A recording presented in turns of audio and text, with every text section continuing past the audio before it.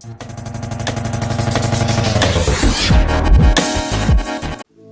Everyone, अस्सलाम वालेकुम। My name is Ahmad इस्लाम।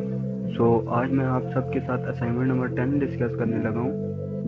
तो चलिए स्टार्ट करते हैं। फर्स्ट ऑफ ऑल आपने क्या करना है कि अपनी इम्पोर्टेंट लाइब्रेरीज जो हैं वो आपने इंपोर्ट कर लेनी है। ठीक है, आपने वो इंपोर्ट कर ली। दैन आपने डेटा सेट इंपोर्ट करना है। डेटा सेट आप कैसे इंपोर्ट करेंगे? यहाँ पे जाएंगे, फाइल्स में जाएंगे और जहाँ पे आपकी असाइनमेंट का डेटा सेट पड़ा हुआ है वो आपने लोड कर लेना है। सही है, तो आपने असाइनमेंट का जो डेटा है वो लोड कर लिया है। यहाँ पे आप एक और मेरी बात सुन लें, आपने इस असाइनमेंट से सिर्फ आइडिया लेना है, आपने इसको बिल्कुल कॉपी पेस्ट नहीं करना है। तो आप यहाँ पे अपने मुताबिक चेंजिंग कर सकते हैं। और सेकंड बात ये है कि यहाँ पे जहाँ पे भी आपको लगे कि मैंने कुछ रॉन्ग किया तो आप मुझे बता दें कमेंट सेक्शन में, तो मैं आपका जवाब दे दूँ। अगर कोई क्यूरी भी है तो मुझे बता दें, मैं आपका जवाब दे दूँ। दैन उसके बाद मैंने ईडीए की है।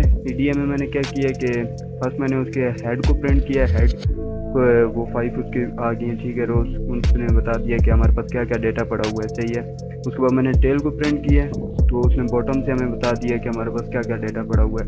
देन मैंने शेप डिफाइन किया कि हमारे पास मतलब इसमें क्या क्या कितनी रोज हैं। 7 6 8 इसमें रोज हैं और 9 हमारे पास कॉलम्स हैं। फिर मैंने डिस्क्राइब किया है, इसमें हमारे पास ये सारे मीन मीडियन और मॉड्स वगैरह आ जाती हैं। ठीक है, इन्फो से हमें इसकी सारी इन्फॉर्मेशन मिल जाती है। वो अलग-अलग से हमें डी टाइप वगैरह वो सब कुछ नहीं करना पड़ता है। इन्फो से हम चेक कर सकते हैं कि हमारे पास कितनी रोज हैं। देन उसके बाद हमारे पास कितनी नल वैल्यूज़ हैं। इसमें अगर कोई नल वैल्यूज़ हैं तो वो भी हमें यहाँ पे बता देगा। देन उसके बाद हमें उसके डेटा टाइप भी बता देगा कि हमारे पास इस डेटा सेट में कौन कौन सी डेटा टाइप यूज़ हो रही है। तो हमें अलग से इसके लिए कोई काम नहीं करना पड़ता। देन हमारे पास हमने देखा है कि इसमें कोई डुप्लीकेट वैल्यूज़ तो नहीं है, तो इसमें कोई डुप्लीकेट रोज नहीं आ रही हैं, तो सही है। देन नेक्स्ट करेंगे तो आउटलायर्स चेक करना होता है। तो आउटलायर्स के लिए मैंने क्या किया है कि फॉर सी मैंने एक लूप लिया। ठीक है, ये सी कोई भी वेरिएबल है इन डेटा जो हमारे पास डेटा सेट है। ठीक है, और कॉलम जो डेटा सेट का कॉलम है, डेटा मैंने फर्स्ट यहाँ पे डिफाइन किया ये डेटा। ठीक है, जहाँ पे मैंने अपना डेटा लोड किया था। देन हमारे पास कॉलम है। कॉलम जो हमारे पास ये कॉलम वाइज होते हैं, हमारे पास डेटा जो फीचर्स होते हैं उसको किया है 10 मिनट। देन मैंने प्लॉट किया एक फिगर। ठीक है, और SNS बॉक्स प्लॉट मैंने कर दिया। बॉक्स प्लॉट से हमें ये बताता है कि हमारे पास आउटलायर्स हैं कि नहीं हैं। तो उसने हमें बता दिया है कि ये हमारे पास इसमें प्रेगनेंसी में आउटलायर हैं, ये कुछ इसमें है, मतलब ये सारा कुछ डेटा में हमारे पास आउटलायर हैं। ये इंसुलिन में हमारे पास ज़्यादा आउटलायर्स हैं। ठीक है, इनको हम रिमूव करेंगे। ठीक है, और डायबिटीज़ वाले में इसमें भी हमारे पास ज़्यादा आउटलायर्स हैं, तो इसको हमें रिमूव करना पड़ेगा, नहीं तो हमारा जो मॉडल है वो अच्छी तरह नहीं होगा, ट्रेन नहीं होगा। तो ये चीज़ें मैंने रिमूव करने के लिए फिर एक मैंने डिफाइन फंक्शन किया है खुद से। ठीक है, उसके लिए मैंने क्या किया, रिमूव आउटलायर्स। ठीक है, रिमूव आउटलायर्स से मैंने फिर डेटा जो हमारे पास डेटा आएगा इसके पैरामीटर्स मैंने डिफाइन किए हैं कि जो डेटा है वो हमारे पास मतलब ये डेटा सेट जो हमने लोड किया था वो डेटा आएगा। देन हमने कॉलम बताना है, वो आपको मैं नीचे बताऊंगा जहाँ पे मैंने फंक्शन को कॉल किया। और उसके बाद के की वैल्यू है, के की वैल्यू रखी है। ठीक है, ये सेंसिटिविटी ऑफ आउटलायर रिमूवर है, ये ऊपर आपको लिख दिया के parameter to control the sensitivity of outlier. Then उसके बाद Q1 मैंने निकाला है। ठीक है, ये आप देख लेना। Q1 हमारे पास 0.25 होता है, मतलब 25% होता है हमारे डेटा का। उसके बाद मैंने Q3 निकाला है, वो हमारे पास 75% आता है। और IQR आपको पता है Q3 मैंने Q1 होता है।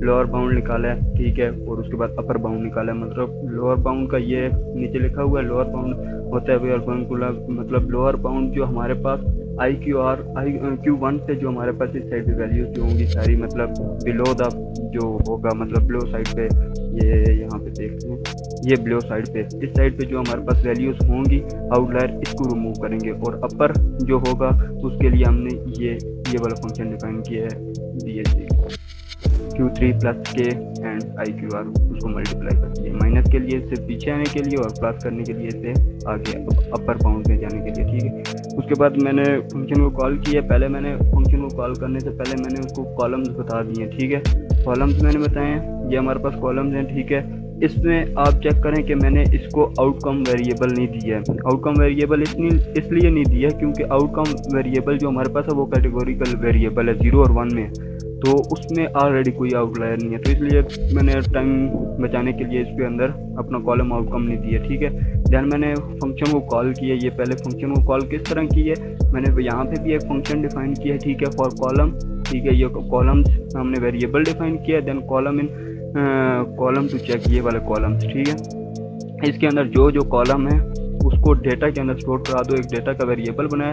रिमूव आउटलायर ये है, ये हमने फंक्शन कॉल की है, ये जो हमने ऊपर फंक्शन डिफाइन किया है ना, इसको मैंने यहाँ पे कॉल किया। देन इसमें मैंने डेटा दिया, जो डेटा हमारे पास है, और जो हमारे पास फीचर्स हैं ऊपर मैंने जो लोड किया था ये वही डेटा है। और देन मैंने कॉलम यही है जो हमारे पास कॉलम वेरिएबल में, ये इसको कॉलम इस लिस्ट में से जो उठा रहा है कॉलम, तो ये हमारे पास उसमें कॉल हो गया। देन हमने देखा है कि उसने आउटलायर रिमूव करके मैंने उसकी शेप प्रिंट की है, तो उसमें 636 हमारे पास आ गए हैं, उसने आउटलायर रिमूव करके, और रोज हमारे पास जो कॉलम्स हैं वो उतनी ही है, उनमें कोई इफेक्ट नहीं पड़ा। देन उसके बाद हमने विजुअलाइजेशन की है, इसमें हमने पेयर प्लॉट सबसे पहले की है प्लॉट। ठीक है, इसमें हमारे पास ये सारा रिलेशनशिप हर फीचर्स के साथ आ जाते हैं।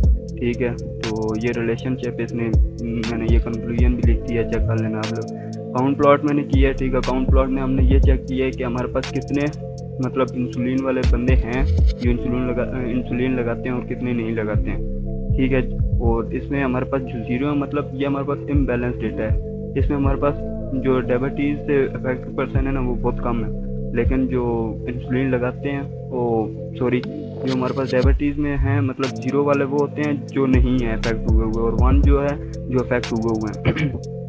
तो इसमें हमारे पास बहुत कम है जो अफेक्ट हुए हुआ है डेटा, तो मतलब डायबिटीज़ से, तो ये हमारे पास इम्बैलेंस डेटा है। तो देन उसके बाद मैंने ये इसका बार प्लॉट किया है। ठीक है, प्लॉट किया है। उसके बाद मैंने हिस्टोग्राम प्लॉट किया है। ठीक है, ये मैंने वैसे कलर इसका खुद से डिफाइन आप भी कर सकते हैं, खुद से कोई भी कलर इसका रख सकते हैं। और देन उसके बाद मैंने इसका डिस्क प्लॉट ठीक है किया है, तो ये डिस्क प्लॉट भी आप इसका चेक कर सकते हैं हर उस वेरिएबल के साथ। मैंने आई थिंक फॉर लूप इसमें भी लगाया है, तो ये देख लें फॉर लूप यहाँ पे भी लगा हुआ है। तो देन इसके बाद आ जाएँ, उसके बाद मैंने कोरिलेशन किया। ठीक है, कोरिलेशन में मैंने इसका हीट मैप ठीक है निकाला है, ये इसको विजुअलाइजेशन में बहुत मतलब अच्छा असरअंदाज होता है, तो ये मैंने इसके लिए विजुअलाइज इसको कर दिया अच्छे मैनर से। हमें पता चल रहा है कि कौन सी वैल्यू की ज़्यादा आपस में कोरिलेट कर रहे हैं, किसका अच्छा। तो फिर इसके बाद मैंने नीचे बता दिया कि कौन सा डेटा सेट हमने ये टारगेट वेरिएबल हमारा कौन सा है। ठीक है, मैंने तो आउटकम लिया है। तो उसके बाद मैंने फीचर स्केलिंग की है। फीचर स्केलिंग के लिए मैंने स्टैंडर्ड स्केलर को यूज़ किया है। देन उसके बाद फीचर स्केलिंग के लिए मैंने एक्स को, ये डबल जो होती हैं ये हमारे पास 2D एरे के लिए होती हैं, जो डबल ये होती है, तो ये बिग ब्रैकेट से होती है, तो ये हमारे पास 2D एरे को शो करा रही होती है कि हमारे पास जो डेटा है वो 2D एरे में है।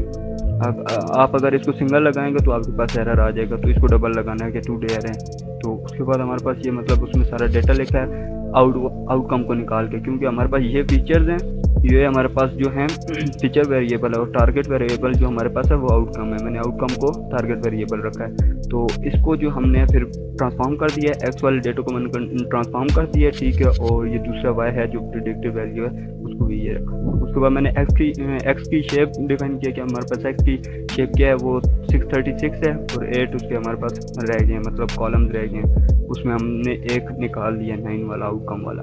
देन उसमें एक्स हमने प्रिंट करा दिया कि एक्स हमारे पास क्या क्या है, तो उसने ये सारा कुछ बता दिया कि एक्स में हमारे पास ये चीज़ें पड़ी हुई हैं। देन वाई के उसने शेप बता दिया कि हमारे पास 636 रोज हैं और 1 हमारे पास उसका कॉलम है, एक ही कॉलम है आउटकम वाला।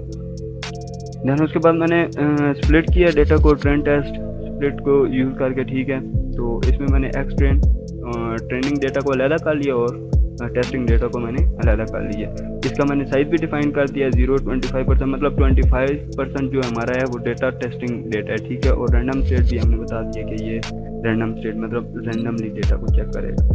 तो उसके बाद हमने लॉजिस्टिक रिग्रेशन यूज़ किया, ये सब आप चीज़ों आपको पता है। ठीक है, लॉजिस्टिक रिग्रेशन है, उस पर मैंने फिट किया है एक्स ट्रेन और वाई ट्रेन पे डेटा को मैंने ट्रेन कर दिया है, दैन उसको मैंने प्रेडिक्ट किया है। ठीक है, उसकी एक्यूरेसी चेक करने के लिए मैंने इसे यहाँ पे इंपोर्ट किया है। ठीक है, एक्यूरेसी, प्रिसीजन और रिकॉल और कन्फ्यूजन, ये चीज़ें मैंने यहाँ पे इंपोर्ट कर ली थी। दैन उसको यहाँ पे मैंने यूज़ कर लिया और राउंड का फंक्शन यूज़ किया कि ये हमारे पास 2 से ज़्यादा मतलब वैल्यूज होंगी उनको राउंड ऑफ कर देगा, ठीक है, मतलब 2 तक राउंड ऑफ कर देगा। तो ये हमारे पास एक्यूरेसी जो आ रही है वो 80% आ रही है लॉजिस्टिक रिग्रेशन की, और प्रिसीजन जो है इसका आ रही है 6.67 है, और ये हमारे पास मैट्रिक्स यूज़ कर मैंने इसको फिर हीट मैप के थ्रू आपको यहाँ पे विजुलाइज दिखा दी है कि हीट मैप इसका क्या कन्फ्यूजन मैट्रिक्स का क्या बना है 104 होता है, ये आप लोग चेक कर लीजिएगा।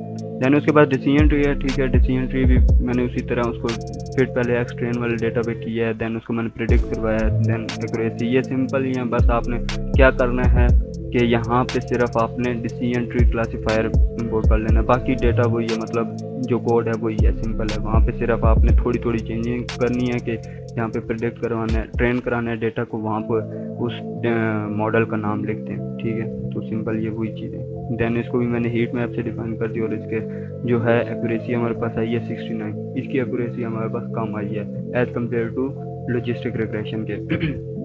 दैन उसके बाद रैंडम फॉरेस्ट है, रैंडम फॉरेस्ट को भी मैंने एक फंक्शन को वेरिएबल में स्टोर करा के दैन उसे मैंने फिट करा दिया, दैन प्रेडिक्ट करा के, और इसकी हमारे पास आई है 78 आई है। इसकी भी लॉजिस्टिक रिग्रेशन से जो हमारी है एक्यूरेसी वो कम आई है।